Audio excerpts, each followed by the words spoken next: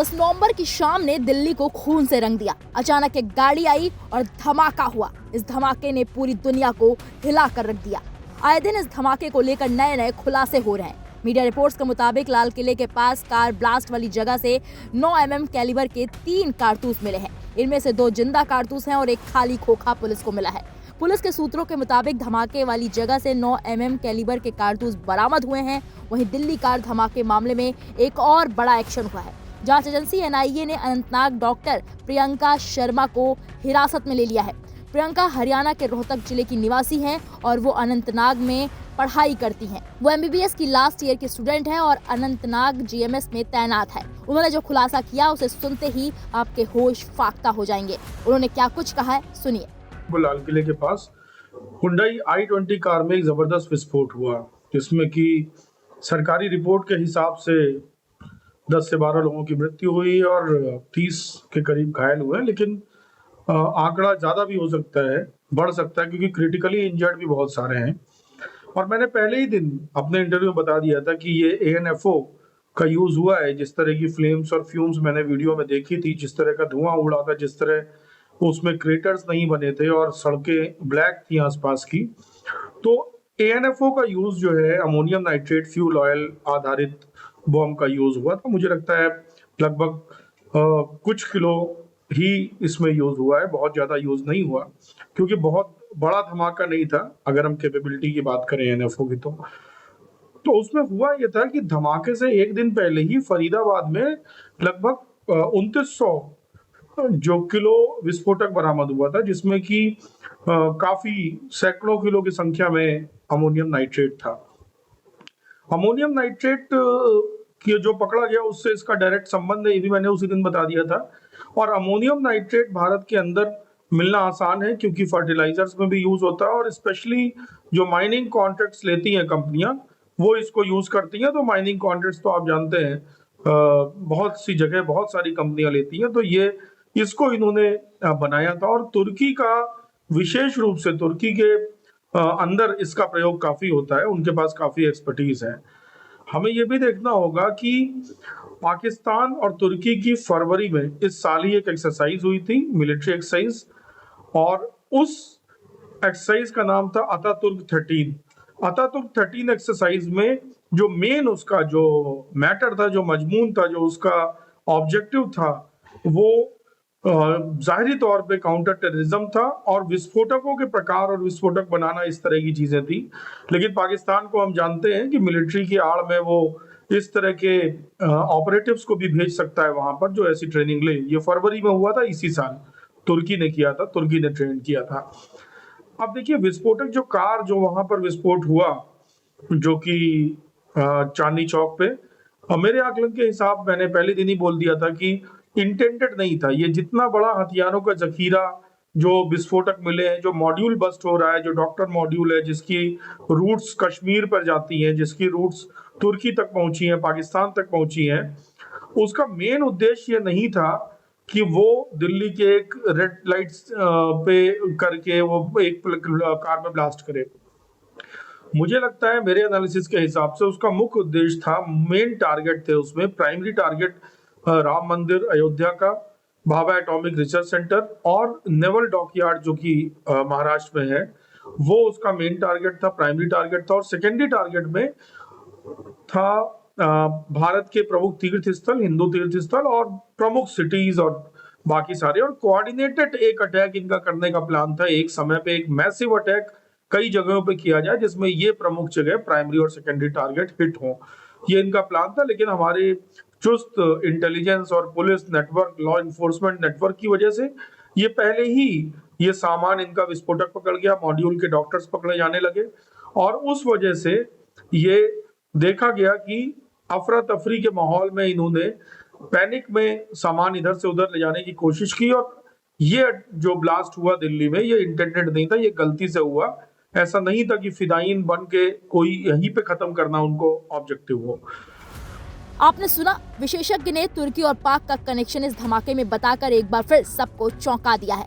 आगे उन्होंने बताया कि धमाके के लिए डॉक्टरों को ही क्यों चुना गया। सुनिए एक्सपर्ट का पूरा बयान। डॉक्टर एक ऐसी कम्युनिटी है जिसके पास बहुत ज़्यादा रिस्पेक्ट है सोसाइटी की। एम्बुलेंसेज हैं और मुझे लगता है कि इनका जो 29 किलो विस्फोटक जो इकट्ठा किया गया और भी होगा, जिसकी तलाश सिक्योरिटी फोर्सेस कर लेंगी जल्दी ही, ये भी एम्बुलेंस के माध्यम से ट्रेवल कराया गया होगा। और उन पे कोई शक भी नहीं करता, वो समाज के एक प्रतिष्ठित नागरिक होते हैं और ये तो कोई शक नहीं करता कि ये आतंकवाद में और मारकाट में और ऐसी चीज़ों में रहेंगे। और इनका क्लाउड भी होता है, इनकी पहचान भी विशिष्ट लोगों से होती है, इन्फ्लुएंशियल लोगों से होती है। इस मॉड्यूल को टैप किया। नाउ तुर्की का ये रोल था कि तुर्की वॉर रूम बना इसमें। तुर्की में ये सारी मीटिंग्स हुई, पाकिस्तान ने कराया, ये पाकिस्तान में ही जो इसका जेनेसिस हुआ, इसकी प्लानिंग हुई। लेकिन इंडियंस के साथ, इंडियंस को जो यूज किया गया इसमें, कश्मीरी मुसलमानों को जो यूज किया, उसके लिए वॉर रूम बना तुर्की। और इंडियंस को यूज इसलिए किया क्योंकि प्लॉजिबल डिनाइबिलिटी पाकिस्तान के पास रहे कि ये वो नहीं करा रहा है, इंडियन सिटीजन ही हैं जो कर रहे हैं। और तुर्की में इसलिए यूज किया कि अगेन प्लॉजिबल डिनाइबिलिटी रहे कि हमारे यहाँ पाकिस्तान किया तो कुछ प्लान नहीं हुआ। तुर्की तो एक ब्रिज है, एक ऐसा प्लेस है जो कि यूरोप और एशिया के बीच ब्रिज का काम करता है। नेटो का वो सदस्य है, उसका क्लाउड अच्छा है, उसकी रेपुटेशन अच्छी है, वहां पे आईएसआई के टॉप लेवल के नेटवर्किंग भी बहुत अच्छी है। और तुर्की खुद मुस्लिम उम्मा का खलीफा बनना चाहता है। तो अगर राम मंदिर ब्लास्ट हो जाता, अगर ये सफल हो जाते, और कहीं ना कहीं उम्मा में ये बात तो आती ही कि इसको करवाने में किसका हाथ है और कौन लोग थे जिन्होंने इसको इनेबल किया, तो तुर्की की वाहवाही होती है और उसके खलीफा बनने की तरफ, जो ये कहते हैं ढांचे का बदला लेगा, तो बदला लेने की तरफ पूरे मुस्लिम उम्मा में उसका सम्मान बढ़ जाता है। क्योंकि ये जिहाद है, हमको ये समझना चाहिए, टेररिज्म नहीं है, ये जिहाद है। तो जिहादी नेटवर्क में उसका क्लाउड बढ़ जाता जो वो चाहता है। अब उमर नबी और जो उसका सहयोगी था जो यहाँ पर आए थे तुर्की से मिल करके, इरफान वागा, वो वहां पर उनकी जैश ए मोहम्मद के हैंडलर से बातचीत हुई थी। अब खुफिया एजेंसियों के अनुसार जो भी चीजें हो रही हैं, जो भी चीजें चल रही हैं, उस पर उनकी नजर तो है, लेकिन तुर्की जाके कोई प्लानिंग कर ले तो इसको इंटेलिजेंस फेल्योर नहीं कहेंगे। क्योंकि मैं मानता हूं ये पूरी घटना, ये पूरा घटनाक्रम हमारे इंटेलिजेंस, हमारी सिक्योरिटी फोर्सेस की बहुत बड़ी एक विजय है कि एक बहुत बड़ा हमला, बहुत कोऑर्डिनेटेड अटैक, जो हमारे सेंटर ऑफ ग्रेविटी पे अटैक होना है, सीओजी पे जो अटैक होना था, जैसे मैंने बताया, Ram Mandir, Bhabha atomic research centre, naval dockyard आदि आदि वीआईपी एरियाज इन दिल्ली, उसकी जगह वो बस एक ब्लास्ट होकर के रह गया। तो मुझे लगता है कि ये सिक्योरिटी फोर्सेस की बहुत बड़ी सफलता है। अब तुर्की एक ऐसी जगह है कि जो अब से कुछ समय पहले जो उनकी जो ऑटोमन डॉक्ट्रिन है उनकी, उसके हिसाब से उन्होंने डिसाइड किया कि हार्डकोर इस्लाम को अपना करके उम्मा का खलीफा बनेंगे, मुस्लिम वर्ल्ड का नेता बनेंगे। तो अब वो संचालन केंद्र बन रहा है, वॉर रूम बन रहा है इस तरह की एक्टिविटीज को। अब ये जो पूरी साजिश है, इसकी पृष्ठभूमि जैश ए मोहम्मद तक भी जाती है। पुलवामा की तरह यहाँ पे भी पाकिस्तान के हैंडलरों का हाथ है। टेलीग्राम जो ग्रुप है, जो पकड़े गए डॉक्टरों के मोबाइल से प्राप्त हुए हैं, जो ऑनलाइन चैट्स हैं, तो उसमें उमर बिन खत्ताब नाम का एक जैश ऑपरेटिव लगातार बहुत ज्यादा सक्रिय था। और व्हाइट कॉलर टेरर नेटवर्क जो कश्मीर से चल रहा है, जिसे अब डॉक्टर मॉड्यूल का भी नाम दिया जा रहा है, उसके पीछे यही पर जैश ए मोहम्मद है। और जैश ए मोहम्मद के साथ ही जो और उसका जो एक ऑफशूट है, जो अंसार गजवातुल हिंद है, तो अंसार गजवातुल हिंद एक्चुअली जैश ए मोहम्मद का ही एक ऑफशूट है, जो 2017 में बना था। हालांकि उसको बनाने वाला जो मुल्ला था कश्मीरी, उसको 2019 में हमारी आर्मी ने उसका एनकाउंटर कर दिया था, लेकिन वो तब भी चल रहा है।